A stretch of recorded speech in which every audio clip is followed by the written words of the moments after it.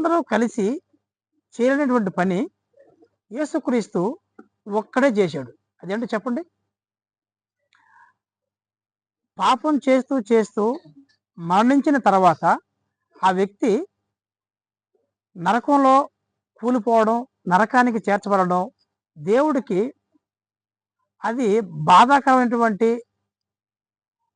దృశ్యంగా కనిపించింది కాబట్టి సాక్షాత్తు దేవుడు యేసుక్రీస్తుని భూమి మీదకి పంపించాడు. దేనికి పంపించాడు?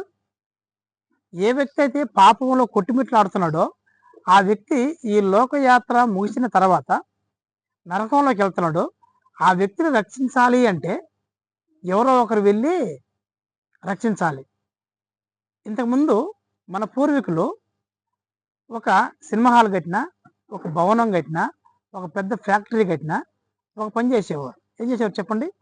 ఒక మేకను కానివ్వండి, ఒక పొట్టేలుని కానివ్వండి, ఒక పశువును కానివ్వండి వధించేవారు. దేనికి? పాప అక్కడ ఏదైతే పాపం జరిగిందో ఆ పాపం కొట్టివేయబడాలి అంటే రక్తాన్ని చిందించాలి. రక్తానికి పాపాన్ని కొట్టివేసేటటువంటి తత్వం ఉంది. ఎలా ఉంది చెప్పండి? ఉదాహరణకు మనం ఒక చిన్న ఎగ్జాంపుల్